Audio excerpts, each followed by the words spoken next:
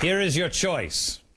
We can either go to the dustbin of history and we can continue the policies that we are on. We can listen to the arrogant politicians who say that the American people are stupid and they don't get it. We just haven't explained it to them enough. Yeah, you have. We heard enough. Or we can stand up, and it begins in November, but it's a long, long fight. Stand up, square our shoulders, and say, as Gandhi said, we don't hate you. We just want you to leave. John Bolton is here. Stuart Varney and Daniel Hannan is also here. Ambassador, before I get to the engine of America that needs to be restarted and the idea engine of America, the entrepreneurial spirit, could you give us a little bit on what is it that Americans should know, should read, should guard against? What's the best? Give me something to do to guard against global governance. Send me back to the United Nations. Oh my! If I were president, you'd be the king of the world. No, please. Look, I think you've summed it up exactly right. We need a public debate, and we need to make some choices this November and in subsequent Novembers about what direction we want the country to go in. And I fully understand why people are concerned about jobs and the economy.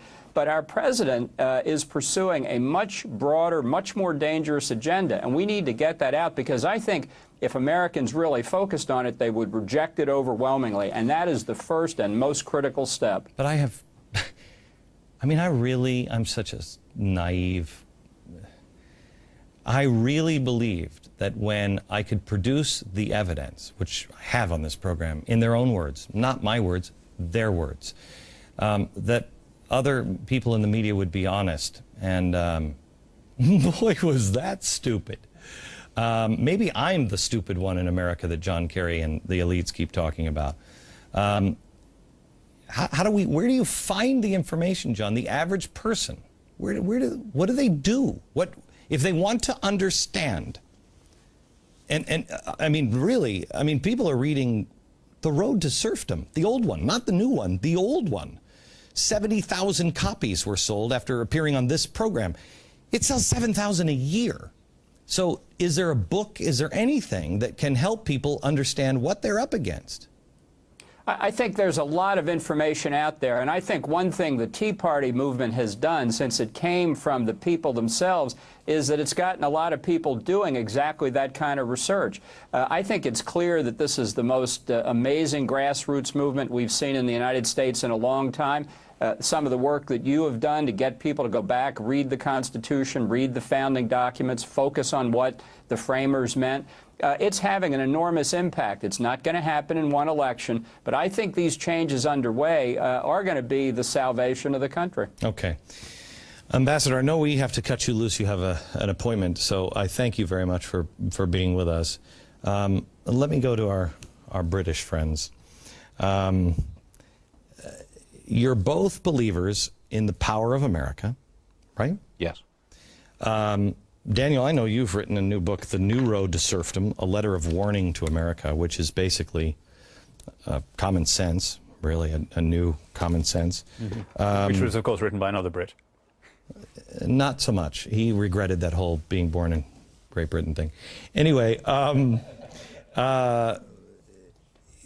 you believe in the power of America. I think we all three see and feel what's going on here. There is a great awakening. I believe that we're at the beginning of the third great awakening in America, which will change everything. But they're not gonna let go of this power and this opportunity. This is the opportunity these progressives have waited for 100 years, to fundamentally shut the Constitution and cap America's power and go global.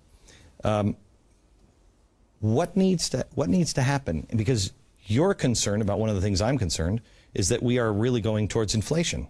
Sure. I mean, this report that you were citing at the beginning, talking about the shift in power from America to Asia, you know, that isn't some natural, inexorable force. It's not like a glacier or a trade wind. It's happening for a reason, a political reason, which you could do something about. And it's very easy to say what that reason is. This country has been encouraged by the Federal Reserve, in common with other Western countries, to consume without producing.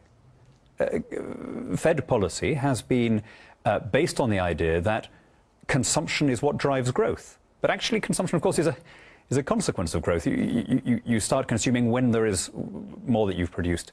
I was very alarmed this week to see the Federal Reserve admitting that inflation was its policy. It's now become a stated objective, that this is the best way for them to get rid of the debt which this administration has run up. In other words, that they will debauch private savings in order to erode the public debt that the government has taken on. Now, you can't carry on doing that forever. This is ultimately, if everyone is consuming and no one is producing, if you have inflation, if you have debt, ultimately the wealth will shift to China and to other places which are still making things. Well, basically, I think what you're saying here is if, let's say we are the Rockefellers. The Rockefellers started Standard Oil. If somebody would have come to them, an advisor, and just said, stop all industry, stop everything that's making money, stop your exploration of oil, do nothing. You got to spend all your wealth. And that story kind of happened with the Rockefellers, but they were still producing. Eventually they run out of money. Right. Because they're not making any more money. And that's where we are. We're like the, You have run out of money. We've run out of money. And we now, I mean, we were there, but we just drew back from the brink. We elected a different government that started controlling the deficit. But, this is Zimbabwe economics, the idea that you've got a huge debt, and therefore, rather than trying to live within your means, rather than trying to constrain your expenditure, you print more money. We have run out of money because we're spending too much. Essentially, the welfare states of Europe and North America are broke, and we're borrowing the money from the new wealth creators, which is Asia and China in particular. That cannot go on. But we're also broke in many other ways. We're broke in spirit. We are broke. The system we designed in the last 100 years doesn't work. You can't hold bad teachers in jobs when they're bad. You can't pay pensions to auto workers that you'll never be able, that 40 workers underneath have to work to pay the one pension. But Glenn, wherever you look, everything you're talking about is wildly unpopular. I know and that. People are seeing through it. I know that. So let's talk to the people next. Stuart Varney and Daniel Hannan, and Stuart and I were talking in the break that he believes everything can be reversed. My concern is that we are setting up a system where we have radicals, revolutionaries that want to destroy America, and they are in powerful positions right now. And I wanted to ask Daniel, because we will survive if we're allowed to survive by the globe. What is the impression of the American people? Because if I were watching from abroad, I would see racist, hate-mongering, crazy, stupid people in television, because that's what it's showing here. Is that the impression? Pretty much. I mean, if you're talking about what's happening in the run-up to these elections, the view of most foreign media is that the Tea Party is a collection of stump-toothed, bearded Appalachian mountain men with extraordinary views on race and so on. And this raises the issue of why do they keep winning? And there was a great headline online in one of the left-wing papers in Britain, which was, "Unelectable woman wins Delaware primary." Which, she can't have been that unelectable, and the explanation, of course, if you start from that, is, well, this is because Americans must be much more weird and right-wing and kooky than anybody else. Of course, the real explanation is that open primaries allow points of view to be imposed on the rulers, whereas in the rest of the world, politicians are selected by small party committees, and so people have become resigned to not having any say over the direction of policy. Forgive me, Glenn. I'm bursting here. You have to say that Europe can no longer be considered a Judeo-Christian continent. No. It is no longer a spiritual, certainly Christian society. It is more pagan than anything else. And they look at America, which is a profoundly spiritual society, where religion is a part of many, many people's lives, and they do not understand us, and they are contemptuous of America. That's at the heart of this relationship. We don't have anybody on our side that is really sending the message of the Statue of Liberty anymore. That, hey, we don't have... Well, we have for no the reason you problem. gave. I mean, the media in Europe tend to take their cue from the left-wing media here. So, first of all, they ignored the whole Tea Party phenomenon. Right. And then when they picked it up, they went from ignoring it to saying these people are insane. I tell you, I saw a BBC report on me. I was at some place and I saw, they said, "Oh, so from the BBC." And I'm like, yeah. And I read the report that he did, and I was surprised. He's better than any journalist here in America on getting the message right. He still don't like me, but he got the message right. Let me go to Charles in the audience. Charles, go ahead. Yes, we have an election this November. We have another one, 2012. How far down the road do we go before we can reverse some of these global initiatives that are underway? May I answer that? Yeah. I'm not sure about the global initiatives, but there are aspects of domestic policy which are easily reversible. Healthcare reform, I do not approve of it. It can be reversed and replaced. Big government spending, stimulus plans, that can be reversed. You don't have to have another one.